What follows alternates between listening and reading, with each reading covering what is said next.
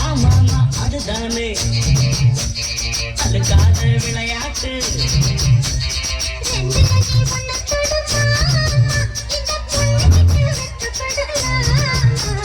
ஜல்லிக்கட்டு கால ரெடிதாமா நீ துண்ட விட்டு வாழ தொடலாம்